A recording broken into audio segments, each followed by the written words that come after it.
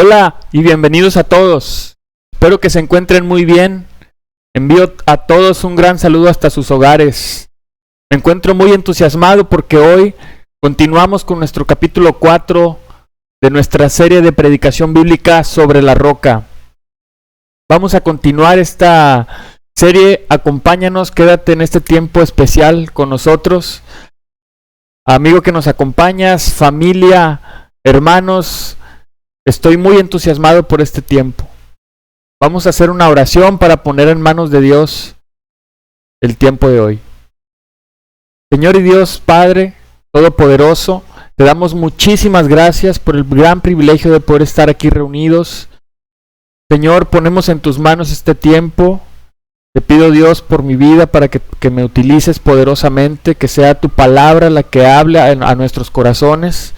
Te oro, Dios, por cada uno de los amigos que nos acompañan, por nuestros hermanos, por nuestra familia. Oro, Señor, para que tú estés con ellos. Señor, quédate en este tiempo con nosotros, ayúdanos a conocerte aún más. Señor, ayúdanos a crecer en tu palabra, en conocimiento, en sabiduría, pero también en buenas obras. Señor, te ponemos en tus manos este tiempo a través del poderoso nombre de tu Hijo amado Jesús. Amén. Amén. Pues vamos a continuar haciendo un pequeño repaso de nuestra clase anterior. Vamos a ir a la pantalla y vamos a hacer un repaso del capítulo 3, el templo del Espíritu. En primer lugar, vimos que Pablo usó diferentes metáforas o imágenes para describir la nueva unidad en Cristo. Usó al principio que ahora somos conciudadanos, refiriéndose a la iglesia, ciudadanos del pueblo santo, miembros de la familia de Dios y un edificio o templo. Todo esto lo estudiamos a la luz de Efesios 2, versículo 19 al 22. Bajo el antiguo pacto, el templo era el lugar donde Dios hacía sentir su presencia, donde podíamos encontrarlo personalmente, pero ahora por medio del sacrificio de Cristo en la cruz, Cristo mismo se convirtió en el templo. Cada uno de nosotros, por medio de la fe en Cristo, podemos construir nuestra vida sobre la roca que es Jesús, y así convertirnos en el templo de Dios, donde Dios viene a morar en nosotros por medio de su Espíritu. Ya no es el templo el lugar físico en el cual podemos encontrar a Dios, sino ahora a través de la fe en su Hijo Jesús, que vino a hacerse Él el templo de Dios, es donde nosotros podemos construir, y así Dios viene a morar a través de su Espíritu a nosotros. ¿Qué más vimos? Pablo escribe que la iglesia es edificada sobre el fundamento de los apóstoles y los profetas, y nos dimos todo un paseo a través del Antiguo y del Nuevo Testamento, viendo cómo tanto los apóstoles como los profetas siempre su mensaje central fue Jesús. Este fundamento es esencial para la vida y la salud de la iglesia, porque el evangelio es lo que salva y nutre el crecimiento de la iglesia. Sin duda, una iglesia sin el fundamento de la palabra de Dios, no podemos decir que es una iglesia. La vida de una persona que tiene una relación con Cristo, que es la roca, que está fundamentada en su palabra, que es la roca, llega a experimentar la santidad y se convierte en una roca que forma parte del templo de Dios, y Dios viene a morar a su vida. Sin duda, concluíamos esto a la luz de Efesios 2 y nos damos cuenta de qué importante es tener una relación con Cristo. Qué importante es que nosotros ahora empecemos a depositar nuestra fe y nuestra confianza en su palabra, y así al ser obedientes, no solamente al escucharla, sino al ser obedientes experimentamos cambios, una transformación en nuestra vida que nos hace un llamado a la santidad, y poco a poco nuestras vidas llegan a ser sólidas, llegan a formar parte del templo de Dios, y Dios viene a morar en nuestra vida a través de su Espíritu. Hoy hablaremos el capítulo 4, la iglesia viva. Primero de Pedro 2, capítulo 5, dice: también ustedes son como piedras vivas, con las cuales se está edificando una casa espiritual. La iglesia es un organismo vivo, es un cuerpo vivo. Está compuesta de cristianos espiritualmente vivos y en crecimiento. menos esa es la expectativa. Hoy en día quiero que pensemos en toda la situación que vivimos mundialmente. Es una situación crítica, muy retante para nuestros tiempos. Es una situación épica, al menos yo nunca la había vivido en mi vida. Es la primera ocasión que vivimos algo así o algo parecido. Muchas personas siguen muriendo día con día a raíz del virus. Muchas personas han perdido sus empleos, la economía se ha desplomado de una manera histórica. Y toda esta contingencia nos ha hecho quedarnos en casa y de alguna manera prevenir algún contagio. Ante toda esta crisis, quiero que pensemos un poco, ¿qué pasa con la iglesia? ¿Ha desaparecido la iglesia? ¿O cómo es la vida de los miembros de la iglesia? ¿Cuál es la condición espiritual de cada uno de ellos? Puede que nuestras vidas se encuentren en un piloto automático espiritual. ¿Y a qué voy con esto? Quizás hoy nos encontremos con pocas expectativas de seguir creciendo en el conocimiento de Cristo. Quizá no siendo obedientes a su palabra. Quizá perdiendo nuestra fe o nuestra esperanza en Cristo. Quizás con poco compromiso en compartir el evangelio con otras personas.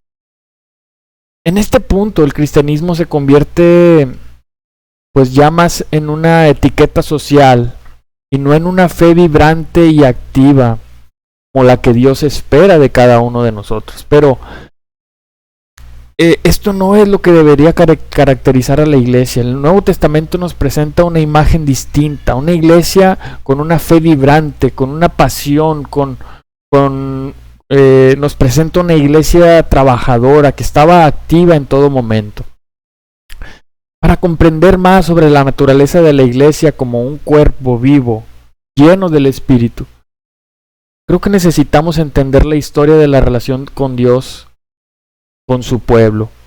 Vamos a estudiar Jeremías 31, versículos 31 al 34. Dice: Vienen días, afirma el Señor, en que haré un nuevo pacto con el pueblo de Israel y con la tribu de Judá.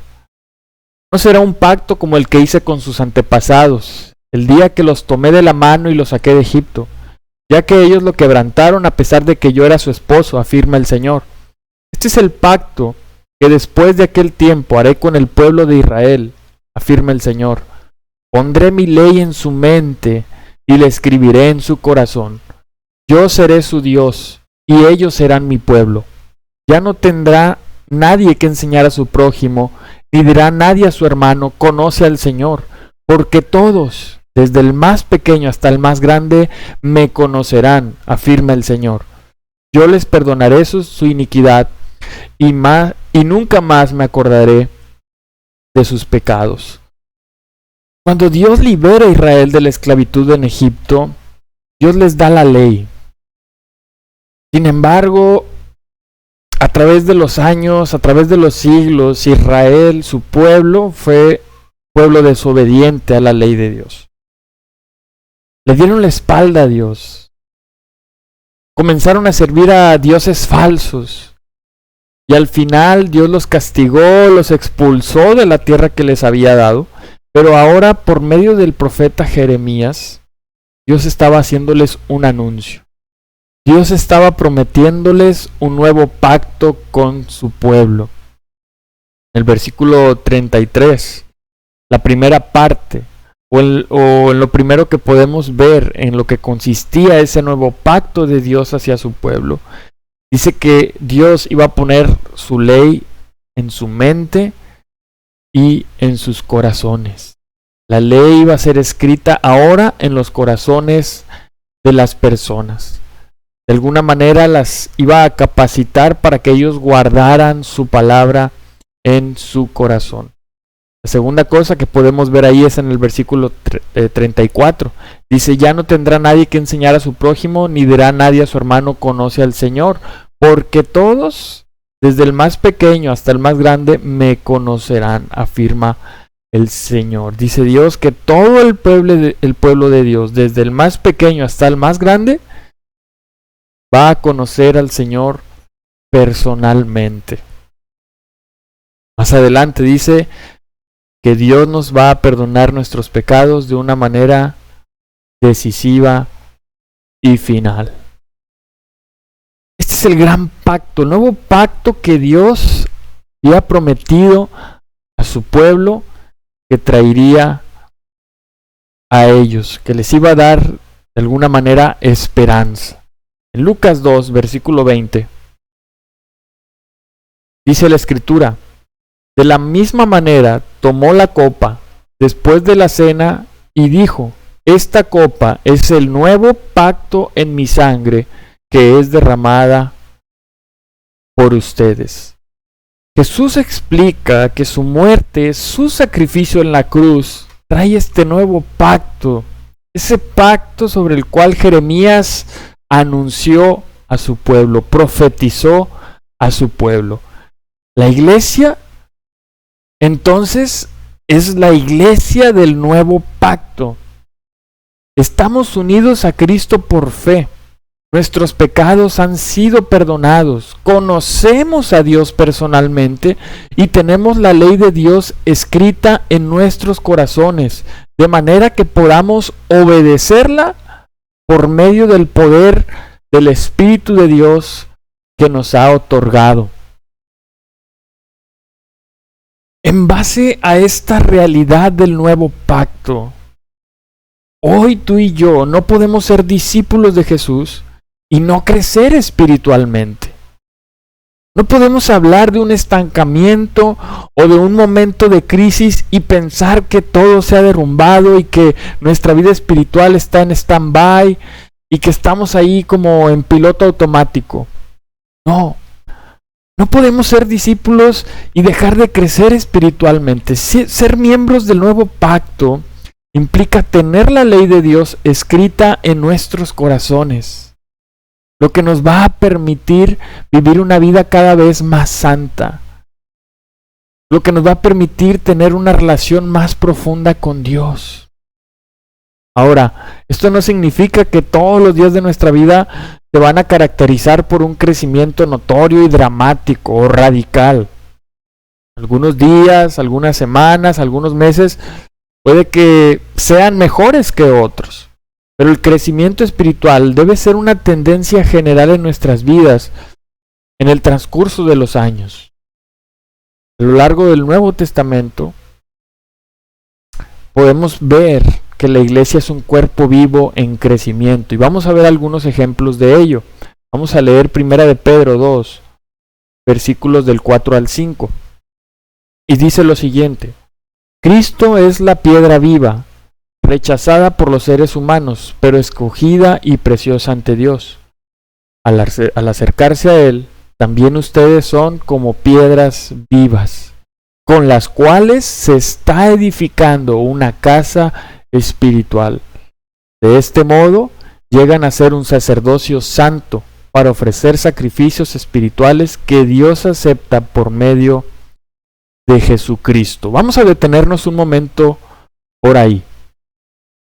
Lo primero que nos debe llamar la atención aquí es esa expresión que dice al acercarse a Él. ¿A quién? A Cristo. La piedra viva, dice Cristo, la piedra viva. Y dice al acercarse a Él. Este verbo que se usa aquí, el verbo griego, que significa venir o ir hacia o acercarse a. Este verbo nos expresa la idea de acercarnos con intención de quedarnos ahí y de disfrutar con una comunión personal, en este caso con Cristo. Entonces, cuando Pedro se refiere a que nosotros nos acercamos a Él, se refiere a esa condición, a esa intención de permanecer al lado de Dios, para que nosotros podamos gozar de una profunda relación con Él. Al acercarnos, nos acercamos con ese propósito de adorarle, de ofrecerle sacrificios, de ofrecerle nuestra vida en oración. Ese es el gran propósito del cual nos habla o nos quiere transmitir el apóstol, acercarnos a Él. Una vez que nos acercamos a Jesús, que es la piedra viva, escogida y preciosa ante Dios, con la intención de quedarnos, con la intención de gozar una relación personal con Él, una vez que construimos nuestra vida sobre la roca, somos también, dice, como piedras vivas. Ustedes son piedras vivas con las cuales se está edificando una casa espiritual. Dice más adelante, un sacerdocio santo. Llegan a ser un sacerdocio santo. Pero aquí en lo que nos vamos a enfocar es en cuál es el objetivo, en cuál es el propósito. Dice Pedro al finalizar el versículo 5, dice, para ofrecer sacrificios espirituales que Dios acepta por medio de Jesucristo. Entonces, ¿cuál es el propósito? Ofrecer sacrificios que Dios acepta por medio de Cristo. Así es como nosotros vamos a ejercer ese sacerdocio santo. No solamente de ofrecer nuestras oraciones a Dios, sino de ofrecer sacrificios espirituales. Es a través de esos sacrificios espirituales que nosotros ejercemos ese sacerdocio santo. Es como nos convertimos en piedras vivas, esos sacrificios que agradan a Dios. Hablemos de algunos sacrificios que agradan a Dios. Romanos 12, versículo 1. Dice, por tanto, hermanos míos, les ruego por la misericordia de Dios que se presenten ustedes mismos como ofrenda viva, santa y agradable a Dios. Este es el verdadero culto que deben ofrecer. Filipenses 4:18 dice, ya he recibido todo lo que necesito y aún más. Tengo hasta de sobra, ahora que he recibido de Epafrodito lo que me enviaron. Es una ofrenda fragante, un sacrificio que Dios acepta con agrado. Hebreos 13, versículo 15 al 16. Así que ofrezcamos continuamente a Dios, por medio de Jesucristo, un sacrificio de alabanza, es decir, el fruto de los labios que confiesan su nombre. No se olviden de hacer el bien y de compartir con otros lo que tienen, porque esos son los sacrificios que agradan a Dios. Pensemos un momento y nuevamente en toda esta situación por la cual estamos enfrentándonos. Tú y yo, a causa de toda esta pandemia, sin duda tenemos necesidades. En primer lugar, espirituales. Necesitamos hoy más que nunca poner nuestra confianza, depositar nuestras vidas y empezar a construir sobre la roca que es Cristo. En segundo lugar, las necesidades físicas, las necesidades de salud. Muchas personas están sufriendo. Muchísimas familias están perdiendo a seres queridos. Económicamente hablando, muchas personas, muchos hermanos han perdido sus empleos. Hoy, ¿cuál es el trabajo de la iglesia? ¿Encontrarnos en un stand-by? ¿O qué es lo que Dios quiere mostrarnos a través de esta etapa de sufrimiento, en esta etapa de escasez, en esta etapa de insalubridad? ¿Qué es lo que Dios espera de sus hijos? ¿Qué es lo que Dios espera de esas piedras? Que estén vivas, que le ofrezcan sacrificios. Hoy más que nunca necesitamos ver por el bienestar de los demás.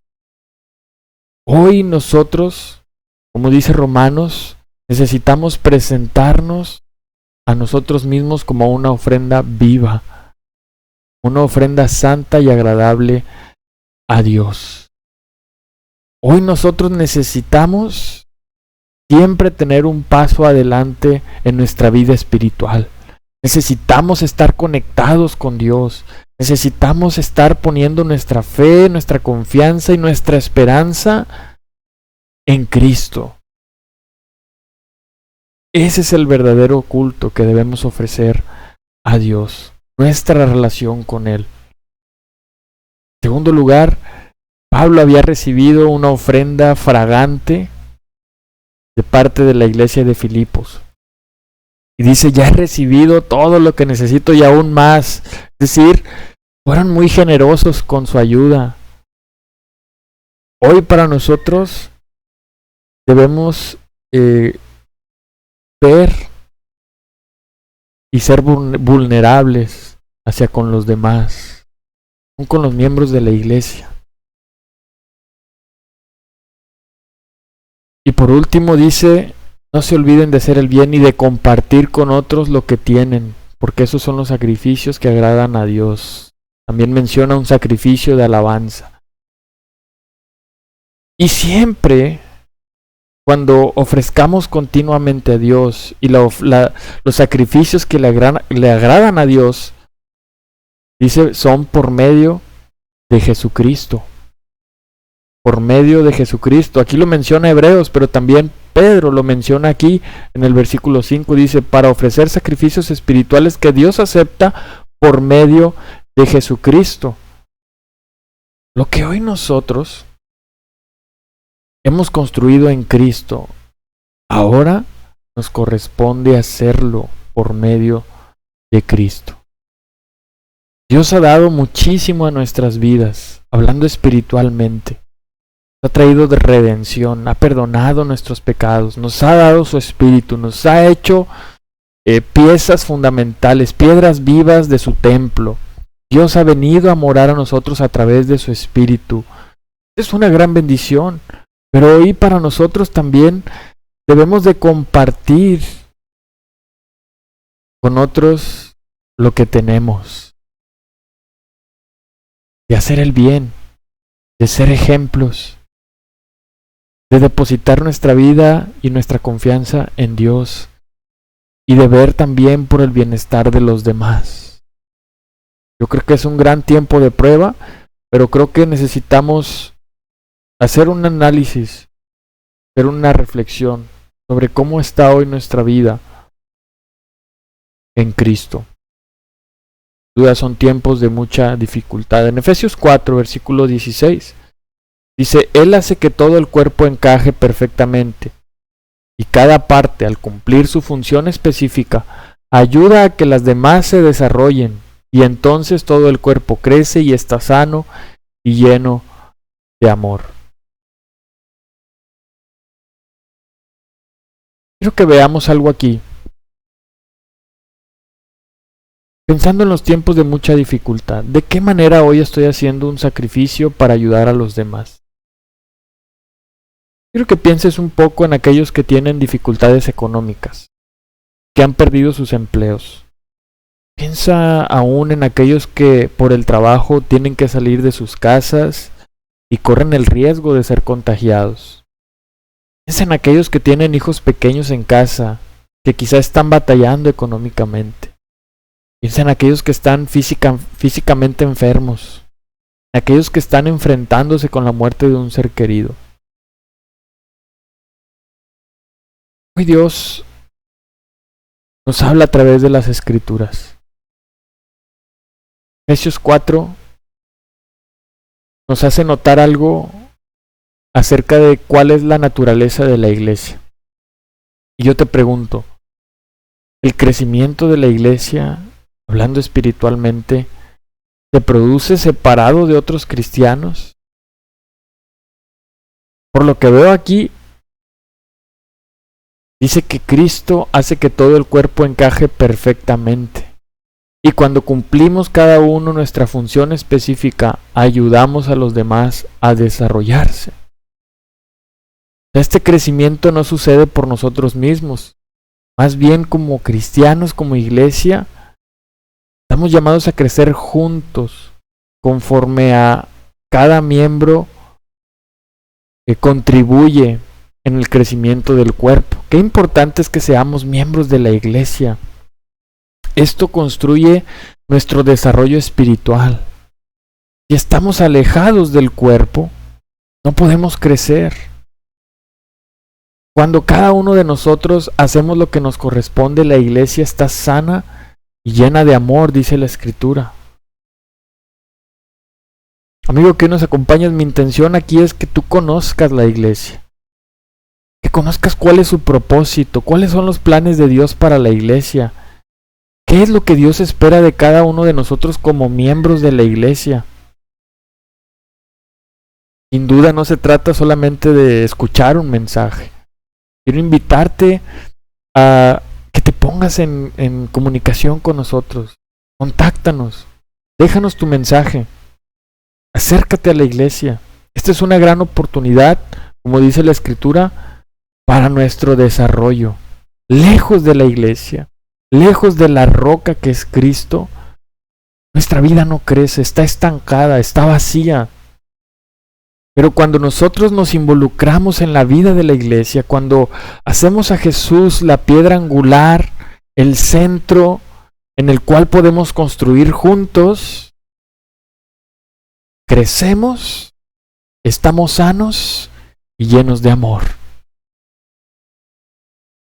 Esa es la visión y la expectativa de Dios para nuestras vidas. Regresémonos un poco. Ahora sí leamos el versículo 6. Pedro empieza a citar el Antiguo Testamento y dice, así dice la Escritura, miren que pongo en Sión una piedra principal, escogida y preciosa, y el que confíe en ella no será jamás defraudado. Para ustedes los creyentes esta piedra es preciosa, pero para los incrédulos la piedra que desecharon los constructores ha llegado a ser la piedra angular, y también una piedra de tropiezo y una roca que hace caer. Tropiezan al desobedecer la palabra para la cual estaban destinados. Como te decía, Pedro ahora comienza a citar algunas escrituras en el Antiguo Testamento. Y nos dice en el versículo 6, dice, el que confíe en la piedra principal, que es Cristo, no será jamás defraudado. Es decir, estará firmemente sostenido. Regresándonos al capítulo 1, a la introducción, incluso, nos damos cuenta de cómo las escrituras tienen cómo se entrelazan de una forma poderosa. Porque aquí la escritura nos dice que jamás será defraudado el que confíe en la piedra angular. Cuando nosotros ponemos nuestra fe, nuestra confianza, escuchamos el mensaje de Dios, lo ponemos en práctica, la escritura en Mateo nos enseña que aunque vengan las olas, vengan los vientos, no será destruida. ¿Qué tal en estos tiempos difíciles? ¿Qué tal está tu fe? ¿Sigues confiando y poniendo tu esperanza en Cristo? ¿Sigues firme en sus promesas? ¿Sigues obedeciendo a su palabra? ¿Sigues estando sobre la roca? Amigo que hoy nos acompañas, ¿en qué estás edificando tu vida? En el versículo 7 dice, para ustedes los creyentes esta piedra es preciosa. Y una piedra angular, continúa más adelante. Por eso es que hemos depositado nuestra vida y nuestra esperanza en ella. Porque para nosotros es algo precioso, es algo divino, es algo fundamental, es una piedra angular. Pero la misma escritura dice que para los que no creen en ella, los que se niegan a poner su confianza en Cristo, los que la han desechado como si fuera un papel que se pone en la basura, dice el versículo 8, Cristo es la piedra de tropiezo, la roca que los hace caer. Y bien lo dice al final. ¿Por qué caen? Caen por su desobediencia a su palabra. Caen al rehusarse a creer en Cristo. Han desechado la única roca firme donde pueden establecer la verdadera esperanza. Han pensado que ha sido inservible el mensaje para su manera de pensar, para sus planes equivocados. Dios los castiga por su incredulidad. Permite que vayan y se tropiecen y destrocen sus vidas contra la piedra que había sido puesta para su salvación. Qué importante es acercarnos a Jesús. Qué importante es construir nuestras vidas sobre la piedra preciosa que es Cristo. Qué importante es poner nuestra confianza y nuestra esperanza en la piedra angular que es Jesús. Pero más importante aún es la obediencia a su palabra. ¿Qué tal en estos tiempos difíciles? ¿Sigues obedeciendo a su palabra? ¿Seguimos enamorados de su palabra? ¿Estamos al pie del cañón en su palabra? ¿Diariamente estamos nutriéndonos de su palabra? ¿Sigues estando sobre la roca o sobre la arena? Ahora vamos a pasar el resto de este estudio enfocados en la imagen de una iglesia viva, de una iglesia en crecimiento, la cual Pablo nos expone en 1 de Tesalonicenses, capítulo 1, versículos del 2 al 10. Acompáñame.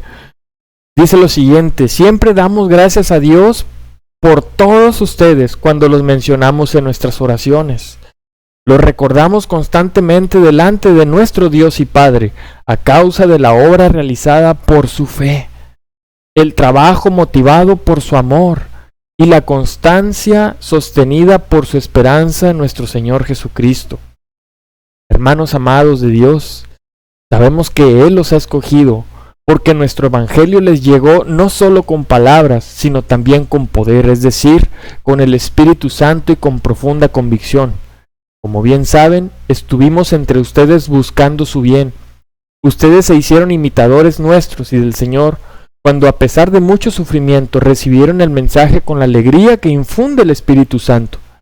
De esta manera se constituyeron en ejemplo para todos los creyentes de Macedonia y de Acaya. Partiendo de ustedes, el mensaje del Señor se ha proclamado no solo en Macedonia y en Acaya, sino en todo lugar. A tal punto se ha divulgado su fe en Dios, ya que no es necesario que nosotros digamos nada. Ellos mismos cuentan de lo bien que ustedes nos recibieron y de cómo se convirtieron a Dios, dejando los ídolos para servir al Dios vivo y verdadero, y esperar del cielo a Jesús, su Hijo, a quien resucitó, que nos libra del castigo venidero. Pablo está haciendo esta carta a los tesalonicenses, comienza a recordarles. Y es de mucho ánimo el saber que Pablo estaba orando y dando gracias por ellos. La pregunta aquí es, ¿cómo respondieron los tesalonicenses cuando Pablo les predica el Evangelio? ¿Cuál fue su respuesta? ¿Cómo ellos tomaron el mensaje de Pablo, el mensaje de la cruz? Versículo 6 dice que cuando Pablo predicó el Evangelio a los tesalonicenses, ellos lo recibieron, ¿cómo? En medio de mucho sufrimiento, pero aún así, ellos respondieron con alegría. Esto significa que gozosamente abrazaron el Evangelio a pesar de que eran perseguidos por su fe, no estaban pasando por un buen momento. En el versículo 9 dice que además de recibir el mensaje con alegría, dice que ellos dejaron los ídolos para comenzar a servir al Dios vivo y verdadero. Un verdadero cristiano comienza una nueva vida de confianza en Cristo, apartándose del pecado y obedeciendo a Dios de corazón. Una persona que dice ser cristiana puede tener la apariencia de todas estas cosas, pero su corazón no ha sido verdaderamente cambiado. Con el tiempo, esa falta de un corazón cambiado se manifiesta en un fracaso a la hora de querer crecer espiritualmente. La fe de estos tesalonicenses los motivaba. En primer lugar, dice el versículo 3, a hacer obras de fe. Dice, los recordamos constantemente delante de nuestro Dios y Padre a causa de la obra realizada por su fe. Ellos eran recordados por lo que ellos eran motivados a hacer por su fe. ¿Qué más dice la Escritura? Hacían trabajos motivados por amor. ¿Qué más? La constancia sostenida. Eran constantes en su esperanza en Jesús, el Señor. En el versículo 8 dice la Escritura que ellos comenzaron a proclamar el Evangelio. No solamente en ciertos lugares, dice, sino en todo lugar. A tal punto se había divulgado su fe en Dios que ya no era necesario que, en este caso Pablo les está diciendo que Pablo dijera algo. En el versículo 9 dice que ellos empezaron a servir al Dios vivo y verdadero. ¿Qué más dice la Escritura? En el versículo 10, esperaban el regreso de Cristo. Quizás hoy te sientas con una falta de convicción, con falta de gozo, una falta de alejamiento del pecado, de una vida pura. ¿Qué es lo que debes hacer? ¿Cuál es la solución? Abrazar el mensaje de Cristo. Comenzar a confiar en Cristo. Aférrate a Él por fe. En vez de desesperarte, de desanimarte, de llenarte de miedos, acércate a Cristo con fe. Mira la vida de esta iglesia. Estaba siendo transformada porque abrazaron en medio de una situación difícil el mensaje con alegría. Estaban llenos del Espíritu de Dios, estaban proclamando el Evangelio, estaban haciendo obras motivados por su fe, estaban motivados por el amor, sin duda ayudándose unos a otros, estaban constantes en su esperanza en Cristo, estaban sirviendo a Dios, estaban esperando su venida. En lugar de desanimarnos, desalentarnos, acerquémonos a Cristo con fe, porque Él es quien nos salva, Él es quien nos transforma, Él es quien ha venido a limpiarnos de nuestros pecados. ¿Qué podemos concluir el día de hoy? Vimos hoy a través de las Escrituras que la iglesia debe ser un cuerpo vivo, lleno de cristianos que crecen. A la luz de eso, nosotros como miembros de la iglesia debemos de mantener siempre viva esta expectativa, a pesar de las dificultades que podamos estar enfrentando. Por más difíciles y retantes que sean, siempre necesitamos mantener viva esa expectativa como discípulos de Jesús. Debemos animarnos unos a otros a seguir creciendo espiritualmente. Mi pregunta es, ¿has llamado a los hermanos? ¿Has llamado a la iglesia? ¿Te has preocupado por ellos? ¿Les has hablado del mensaje de Cristo? ¿Los has motivado? Debemos animarnos unos a otros a seguir creciendo espiritualmente. Hoy más que nunca la iglesia necesita estar unida, creciente, fortalecida, con fe, en amor. Así es como la iglesia, dice Pablo, está sana y llena de amor, sin importar el sufrimiento que pudiéramos estar enfrentando día con día. La pregunta para nosotros es, ¿en qué áreas de nuestra vida necesitamos crecer el día de hoy? Pregúntate a ti mismo, ¿en qué área de mi vida necesito crecer el día de hoy? En primer lugar, identifica el área en la cual quizás puedas estar desanimado, puedas estar en un estancamiento espiritual. Piensa en la manera en que se desarrolla tu vida durante la semana. Piensa de qué manera ha impactado toda esta serie de predicación en tu corazón. Estas clases acerca del crecimiento, acerca de la fe, acerca de poner nuestra confianza en la roca. Piensa en cómo las estás llevando a cabo durante el resto de la semana. Recuerda que construir sobre la roca es oír el mensaje, pero también obedecerlo. Piensa en cuáles son los sacrificios espirituales que agradan a Dios y que hoy necesitamos estar dispuestos a darle. Dios exige de nosotros nuestra propia vida, nuestro servicio, nuestro amor, nuestra fe, nuestra esperanza, que proclamemos su mensaje. Hoy el mundo necesita escuchar de salvación, de perdón de pecados, de sanidad. Hoy necesitamos transmitir al mundo el amor y la compasión de Dios a nuestras vidas. Ese es el trabajo de la iglesia viva, de las piedras vivas, que están constantemente dando sus vidas, entregando sus vidas a Dios. Así que hoy Dios nos ha dejado una gran reflexión a ti y a mí para que podamos trabajar durante los próximos días en esta área tan importante que es la iglesia. Hermano, eso es lo que hoy quería compartirte. Espero que, al igual que a ti, haya sido una clase de gran bendición. Para mí es una clase de muchos retos, de muchos sacrificios que necesitamos despertar y comenzar a poner en práctica delante de Dios. Vamos a terminar el día de hoy dando los anuncios. Nuestro taller continúa, amén.